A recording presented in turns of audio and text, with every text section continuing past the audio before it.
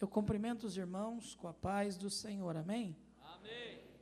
Aproveitando que os irmãos estão sobre os vossos pés, eu vos convido a abrirem as vossas Bíblias comigo no Evangelho de Jesus Cristo, conforme o registro de Lucas, capítulo de número 24. Glórias ao Senhor. Localize o versículo de número 30.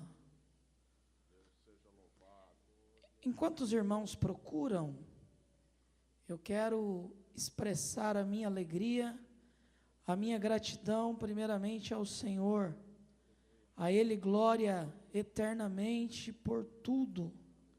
Ele é o dono de todas as coisas, e é pelo seu poder e pela sua glória que nós estamos aqui reunidos nessa noite. Quero louvar e agradecer também a Deus pela vida do pastor José Bittencourt, que tem sido uma bênção na minha vida. Eu louvo e agradeço por essa oportunidade, por nos confiar esse altar nessa noite. Estou feliz de estar aqui com os irmãos. Trago a saudação do meu pastor a essa igreja, a saudação do meu pai. Que Deus esteja abençoando os irmãos, amém? Os irmãos encontraram? Diz assim: e aconteceu que, estando com eles à mesa, tomando o pão, o abençoou, partiu e lhes deu. Abriram-se-lhes então os olhos, e o conheceram, e ele desapareceu. E disseram um para o outro: porventura, não ardia em nós o nosso coração, quando pelo caminho nos expunha, algumas traduções dizem, e quando nos abria as Escrituras? E na mesma hora levantaram-se, tornaram para Jerusalém, e acharam congregados os 11, e os que estavam com eles, e os quais diziam um ao outro: verdadeiramente ressuscitou o Senhor. Amém. Podei-vos assentar. Glória a Deus. Nessa noite, eu estou muito feliz e tenho toda a consciência do culto que nós estamos apresentando ao Senhor nessa noite. Nós estamos diante da mesa, e diante da mesa do Senhor, a maior verdade que se prega ao nosso coração é de que Jesus cumpriu todas as etapas, todos os momentos e todas as fases que estava sobre a sua missão, e ele cumpriu de forma leal, verdadeira, se entregando por mim e por você, pelo preço do seu sangue. Nós somos salvos em Cristo Jesus. Estamos aqui nessa noite congregados, e eu costumo dizer que a adoração que você traz ao templo, ela não combina com a sua casa.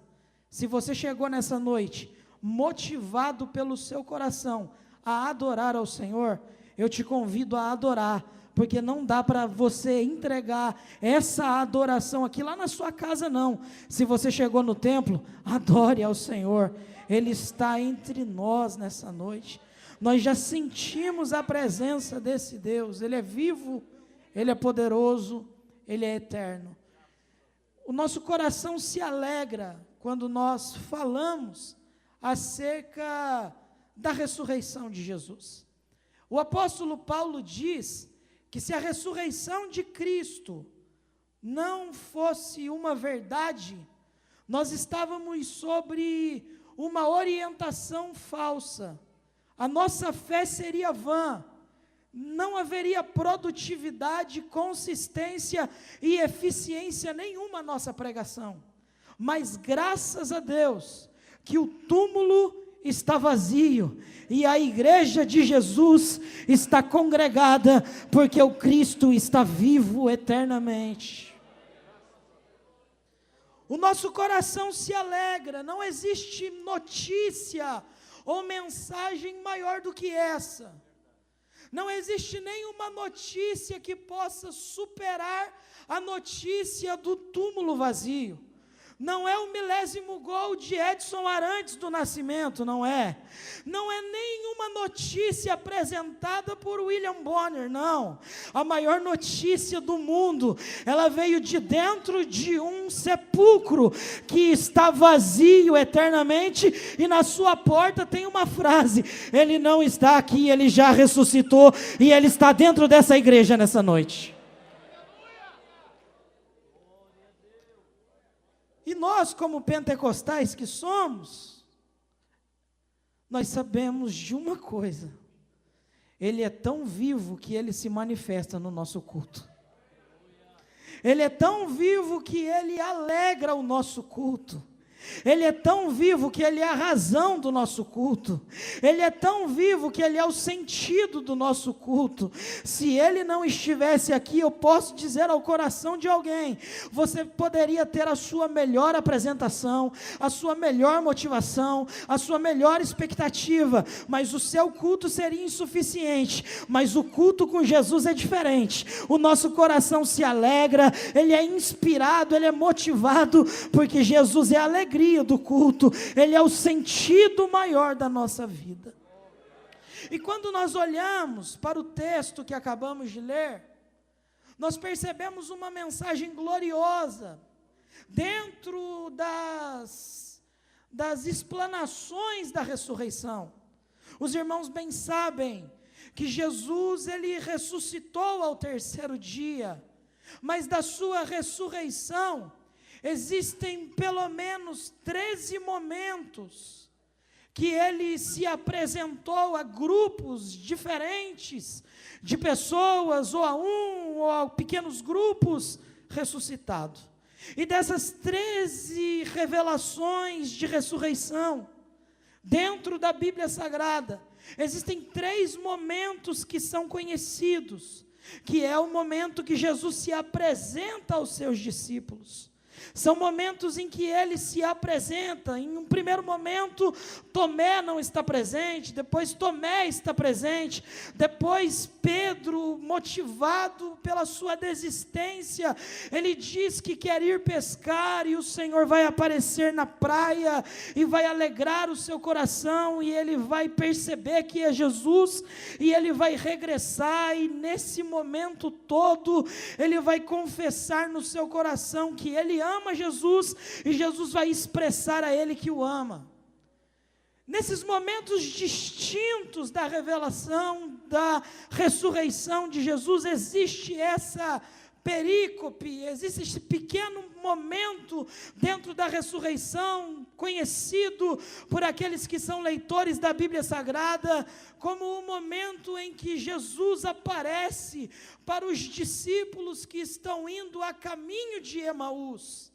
Há uma especulação que diz que eles moravam em Emaús, e é por isso que eles estão regressando àquele lugar, estão indo em direção àquele lugar. Só que o texto do capítulo 24 de Lucas, ele vai se iniciar dizendo que as mulheres estão indo em direção ao sepulcro para cumprir o ritual da limpeza e da purificação do corpo. E elas estão indo, é por volta de 5:30 da manhã, 6 horas, e elas estão indo em direção ao sepulcro, com todas as especiarias, e elas vão em direção ao sepulcro, e nesse trajeto, elas vão conversando entre elas, e a pergunta que não quer calar-se naquele momento é: quem de nós poderá remover a pedra? Aqui não tem nenhum feminismo por parte do pregador, mas aquelas mulheres não seriam capazes, de forma alguma, de remover a pedra sozinhas. Por quê? É uma pedra de aproximadamente 2 toneladas. O imperador cravou o seu anel à pedra, ou seja, só ele poderia dar ordem aos soldados para que a pedra fosse removida. Só que Jesus morre como um grande impostor, afrontando o Império Romano. Então, em outras linhas, seria impossível que alguém tivesse o coração bondoso naquele dia, aquelas mulheres tivessem a pedra removida. É por isso que elas vão perguntando a si: quem poderá? Quem poderá? Quem poderá? Mas surge nesse texto uma mensagem para a igreja que ama a ressurreição de Cristo. E que mensagem é essa? Elas têm uma expectativa, e a expectativa que elas possuem está cravada na pedra, mas Jesus está aplicando uma mensagem, não só àquelas mulheres, mas à igreja. Por quê? Porque diante da mensagem da ressurreição, todas as nossas expectativas são superadas em glória. Quando elas chegam diante da pedra, a pedra já está removida. A frustração, o impedimento que ardia no coração delas já não existe mais. Eu não sei qual é a tua expectativa nesse culto, eu não sei como você chegou, eu não sei quantas pedras tem no seu caminho, mas nós estamos aqui baseados numa palavra. Jesus está vivo eternamente. Então todas as pedras, todos os impedimentos que podem se colocar entre você e a sua adoração nessa noite, estão sendo removidas, tiradas do seu caminho, e você tem liberdade para adorar, porque já cantaram aqui, você é livre, já cantou aqui também, você é salvo, já foi falado aqui que Ele é o dono da obra, que Ele cuida da obra, que Ele é o sustentador da obra. Então se alegre nessa noite, porque nós estamos fundamentados nessa palavra. Ele está vivo. Quem pode glorificar a Deus nessa noite?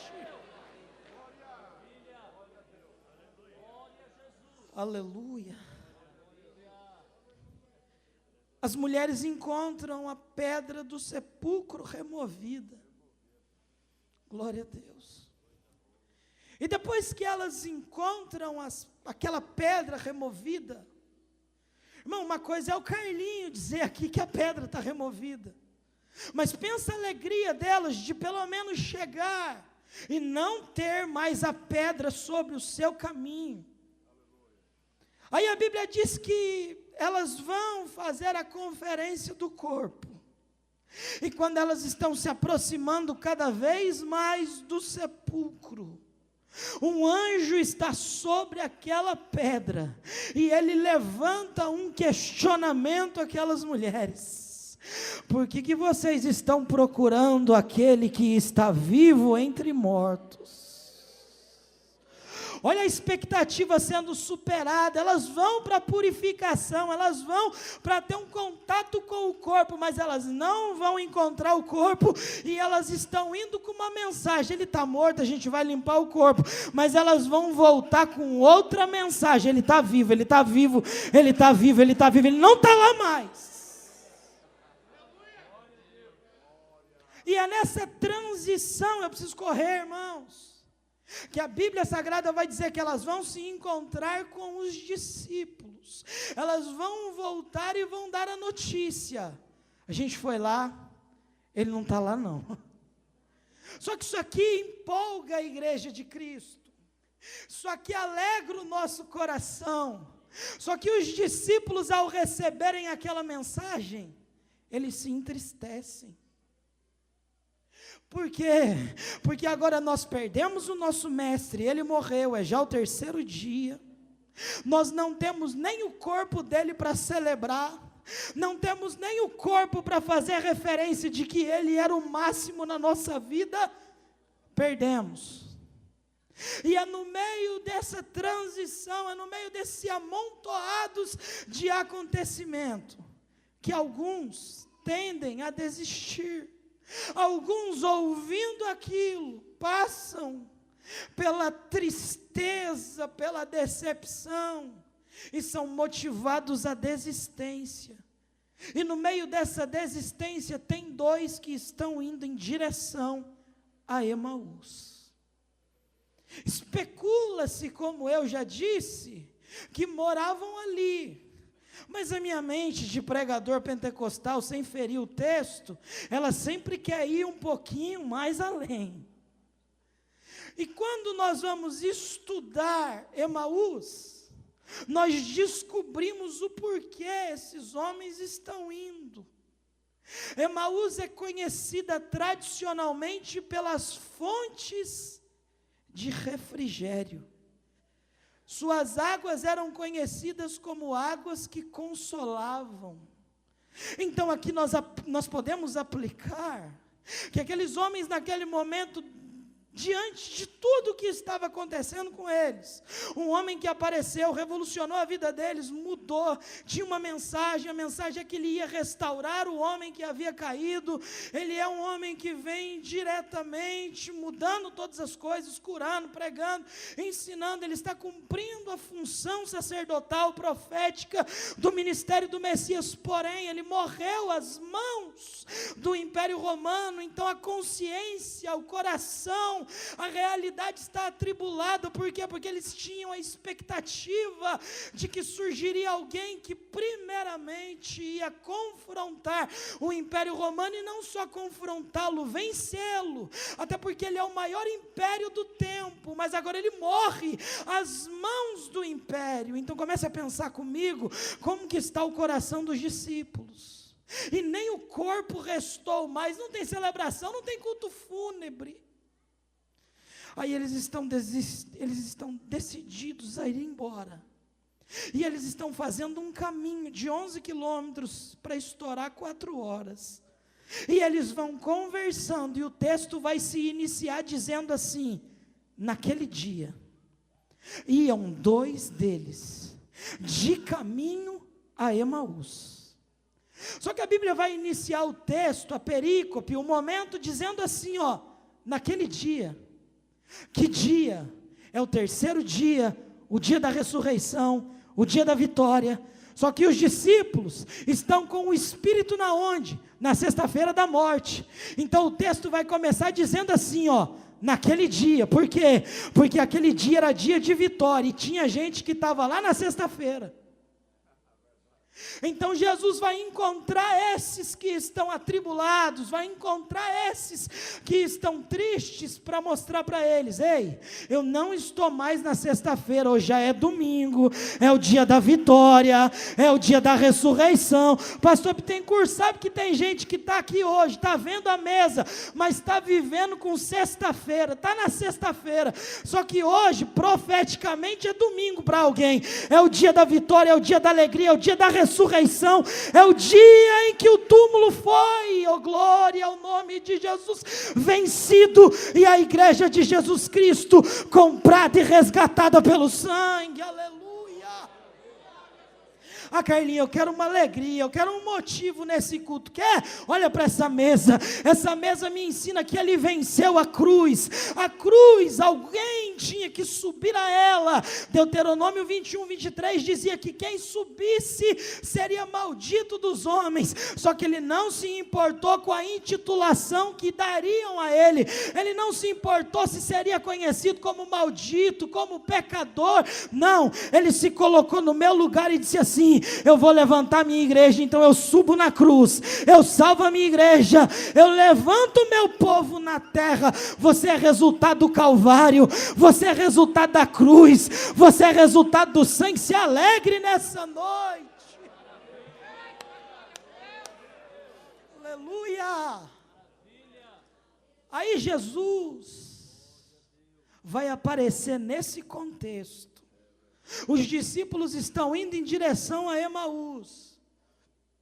Só que eu gosto de uma coisa: eles estão cumprindo tudo o que aprenderam. Até para desistir, eles estão desistindo da forma certa. Porque Jesus, na ordem aos 70, diz para eles: nunca andem sozinhos, anda sempre em 2. E até para desistir, eles estão indo embora juntos. E o caminho eles vão fazendo, sabe como? Falando tudo que viram, falando tudo que aprenderam, e sendo confrontados pelo momento da morte. Eles vão falando, eu posso imaginar aqui, eles conversando um com o outro, imagino eles dizendo: Ele fez pão se multiplicar, Ele curou pessoas em doenças incuráveis, Ele venceu momentos que aparentemente ninguém na esfera humana teria a capacidade de vencer. Ele andou sobre as águas. Eu imagino eles conversando, porque amigo, se eu tenho um amigo, uma coisa que eu faço com o amigo é conversar. Eu não fico do lado de um amigo para simplesmente perder tempo. Com um amigo eu pergunto, com um amigo a gente fala sobre coisas que são importantes para nós. Eu imagino eles falando de tudo que viram nos últimos 3 anos. Eu imagino eles falando de como se encontraram com Jesus. Eu imagino eles falando como Jesus se encontrou com eles. Eu imagino eles falando como a vida deles era e como ela passou a ser depois que se encontraram com Jesus.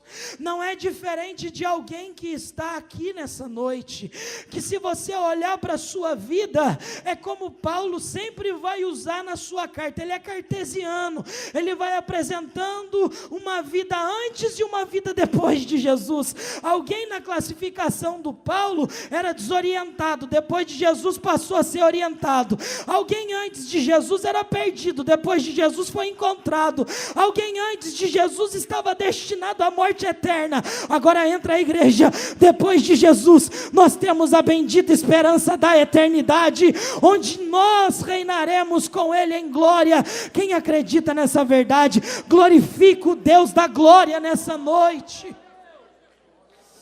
Aleluia. Essa igreja eu sei que se alegra com a mensagem do Calvário, com a mensagem da ressurreição. Aqui nós não precisamos de corredor com um monte de Bíblia para pisar em cima, para dizer que está andando na palavra, não. Aqui nós não precisamos de forma alguma de piscina para dizer que estamos sendo banhados pelo Espírito, não. Aqui nós não somos atraídos por nada além da palavra. A palavra tem primazia, tem força, tem alegria ao nosso coração. A palavra é consistente, a palavra é a verdade, a palavra é poder. Eu não preciso de outra coisa, porque a palavra de Deus satisfaz o meu coração. Aplica-se à alma da igreja e nós nos alegramos na palavra.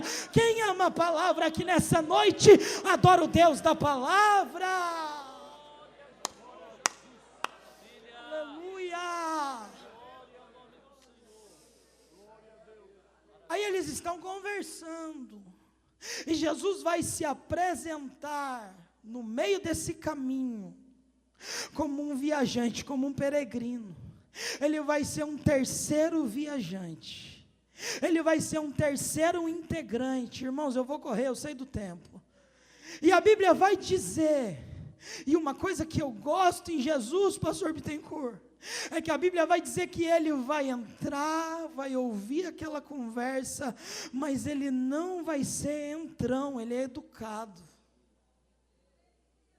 Ele primeiramente vai ouvir o que eles estão falando. Você sabe que Jesus está aqui nessa noite ouvindo alguém? Você sabe que Jesus está aqui nessa noite, parece que não está acontecendo nada, parece que o céu está fechado, mas eu quero dizer para alguém, primeiro ele está ouvindo, ele ouviu oração, ele ouviu glória a Deus, ele ouviu a sinceridade do teu coração, primeiro ele está ouvindo. Aí Jesus chega naquela conversa, e ele começa a ouvir o que eles estão falando, e eles carregam a marca de ser discípulo de Jesus. Só que naquele momento os olhos estão fechados, ao ponto que eles não reconhecem que o mestre está com eles.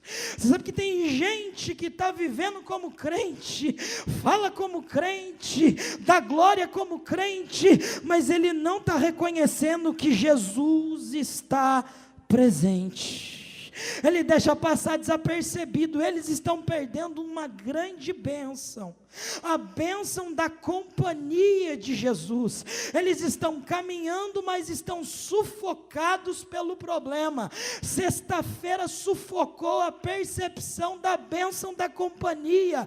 Eles estão andando, estão conversando, mas não percebem que Ele está o tempo todo junto com eles. Eu quero deixar essa palavra ao coração de alguém. Nisso tudo que você está vivendo, o tempo todo Jesus está com você.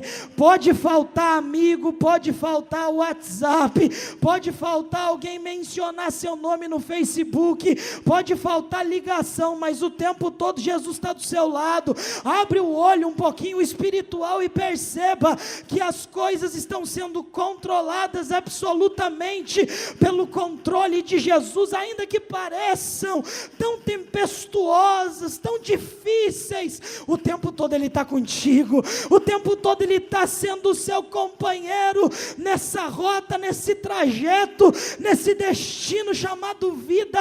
As coisas parecem ser tão dificílimas, em alguns momentos parecem ser tão impossíveis, mas com Jesus é mais fácil.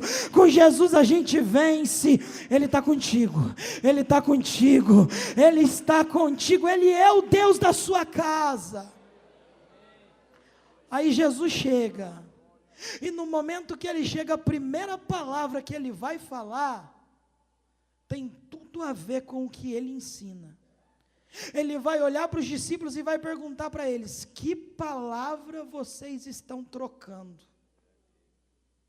Porque o interesse maior de Jesus é saber o que nós estamos guardando nos nossos depósitos. Porque a palavra é resultado daquilo que temos guardado. A conversa naquele momento é triste. Por quê? Porque eles estão cheios de tristezas. Então a tristeza salta.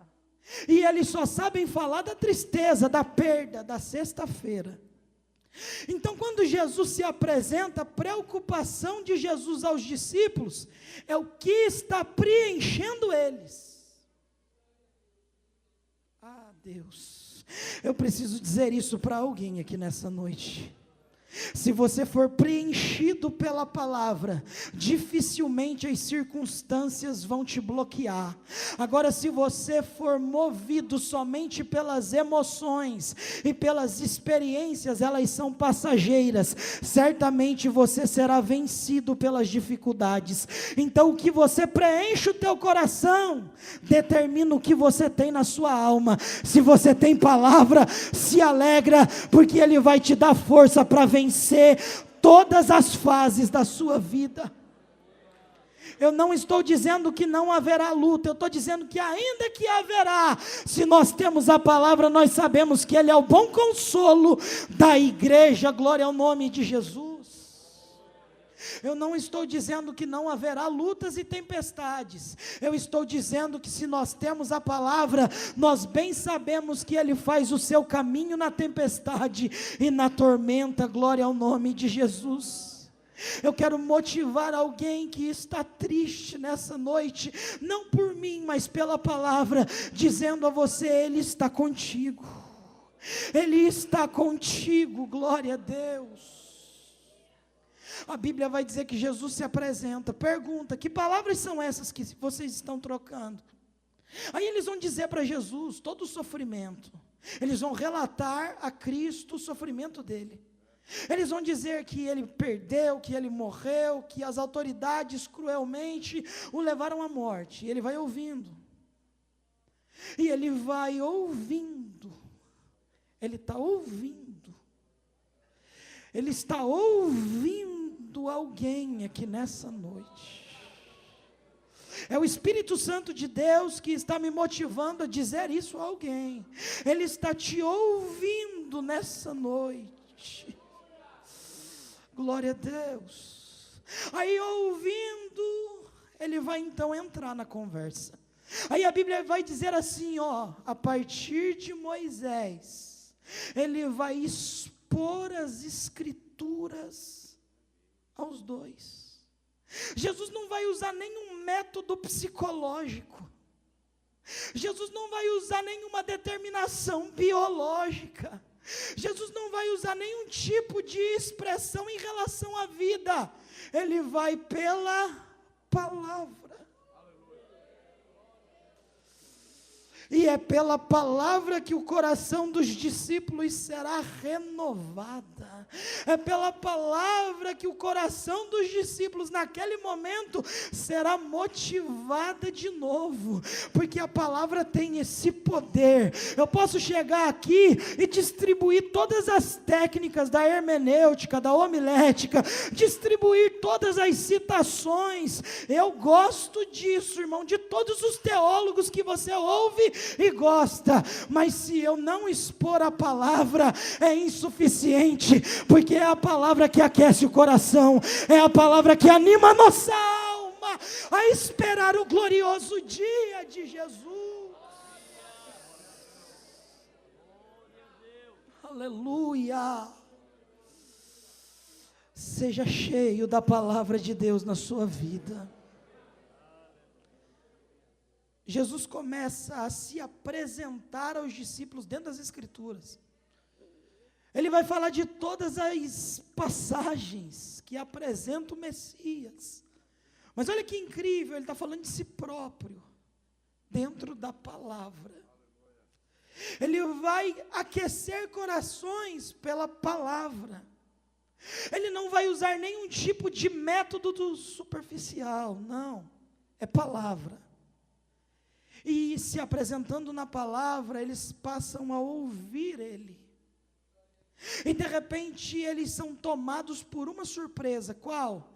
Na sua cabeça tem uma placa, bem-vindo a Emaús.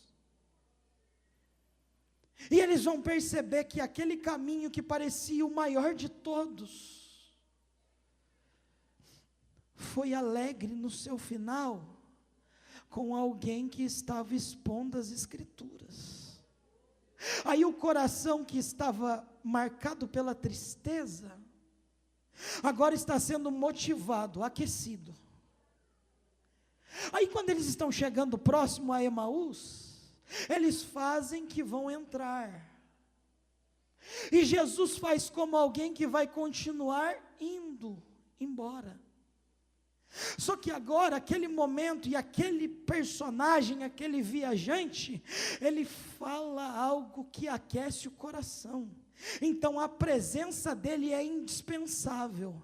Aí o texto vai dizer assim, ó: e eles constrangeram Jesus dizendo: já é tarde, o judeu tem medo da noite. A noite é o símbolo, é o horário em que os ladrões operam. Então não vai embora, fica conosco.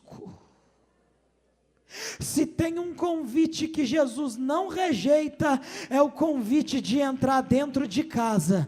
Só que existe um princípio: depois que ele entra, a casa não é mais sua, a casa é dele, e ele faz dentro da casa o que ele quiser. Glória a Deus.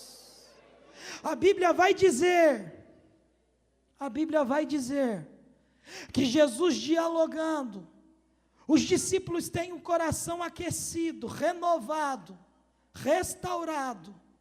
A Bíblia vai falar que ele vai fazer como alguém que vai embora. Eles o constrangem dizendo: fica conosco, não vai embora não, sua presença aqui nos trouxe alegria.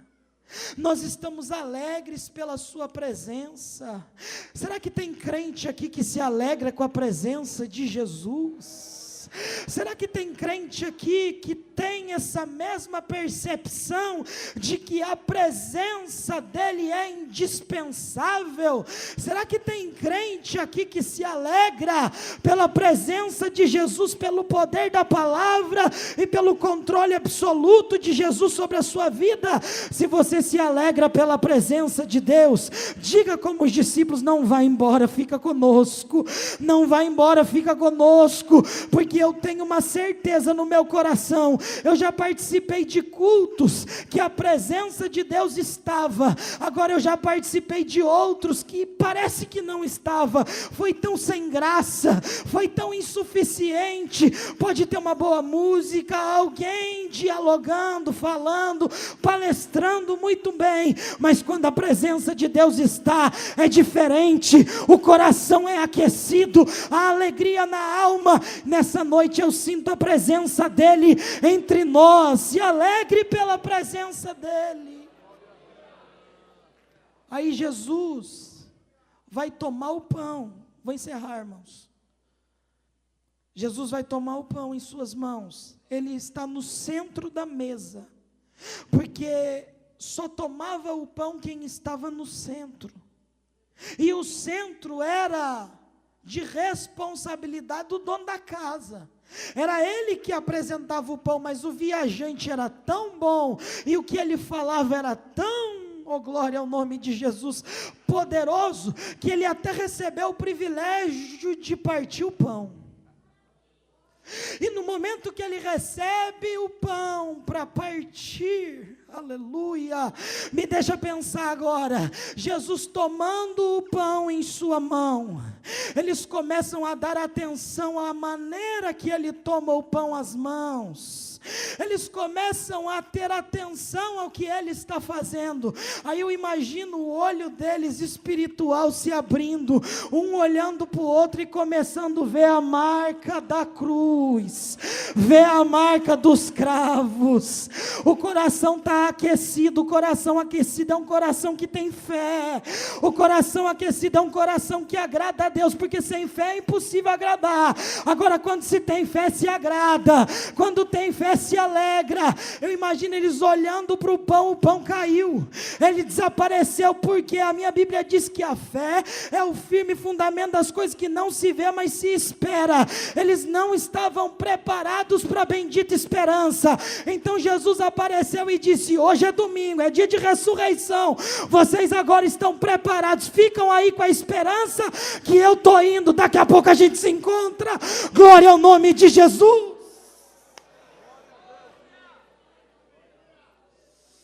Aleluia, eu estou sentindo Deus aqui, irmão. Isso aqui não é frase de pregador pentecostal, não. Isso aqui é o meu coração dizendo que nós estamos cheios, preenchidos pela palavra de Deus. Com a permissão do pastor Bittencourt, se coloque sobre os vossos pés. A Bíblia diz que eles estão preocupados com o horário. É de noite, declinou o dia, mas no momento que eles percebem que é Ele, eles vão voltar na mesma hora, pelo caminho dizendo: Ele está vivo, Ele está vivo, Ele está vivo, Ele está vivo. Eu não sei como você veio para esse culto, mas eu vou profetizar não chave, eu vou profetizar não carro, eu vou profetizar: volta para a tua casa dizendo que Ele está vivo, volta dizendo que você sentiu a presença dEle nesse culto, nessa noite. Ele está vivo, Ele está vivo, Ele está vivo, Ele está vivo, Ele está vivo no meio de nós. O coração está aquecido. Eu vou orar. Dá a mão para esse irmão que está do seu lado. Eu sei que não é nosso costume assembleano dar a mão, olhar para o lado, mas faz isso agora, por favor. Dá a mão para esse irmão que está do seu lado e diga para ele: se alegra, ele está vivo. Dá a mão para esse irmão e diz assim para ele: porque ele vive, eu posso crer no amanhã. Eu preciso dizer isso, irmãos. Eu sei que o meu horário já foi, mas eu preciso dizer isso. Esse que está falando com você no ano de 1999, os médicos disseram: não anda e não fala mais. Tive um câncer que comprometeu todo o meu corpo, degenerou. Vai ficar numa cama ou vai andar em cadeira de roda, se levantar daí. Mas só que quem dá a última palavra na vida do homem é o dono da obra. Deus, os médicos disseram: não vai falar mais. É por isso que a minha voz, alguém disse assim: ai, que pregador que tem uma voz fina. Irmão, é essa que Jesus está usando para dizer para você: Ele está vivo, Ele está vivo, Ele está vivo, Ele está vivo. Glória a Deus. Você pode se alegrar, você pode se alegrar. Sinta a presença de Deus nesse culto. Entrega a sua adoração. Olha a mesa está descoberta. O sangue de Cristo te fez livre, te fez livre, te fez livre. Glória ao nome de Jesus. Eu vou orar, mas eu estou sentindo a presença dele aqui. Eu sinto que Ele quer se manifestar. Quem sou eu para dizer não para o eterno? Então deixa Ele trabalhar, ora comigo. Senhor nosso Deus e nosso Pai, nós te agradecemos pela oferta que o Senhor, ó Pai, se entregou por nós. Nós te agradecemos pelos caminhos que o Senhor fez, pelas Emaús que o Senhor já nos encontrou, pelos destinos perdidos que nós tínhamos, quando nós achávamos que não íamos chegar a lugar nenhum, mas o Senhor nos achou. Eu te agradeço, Pai, pela palavra dessa noite. Eu te agradeço por ter sido escolhido por Ti para pregar a Sua palavra. Não tem ofício maior.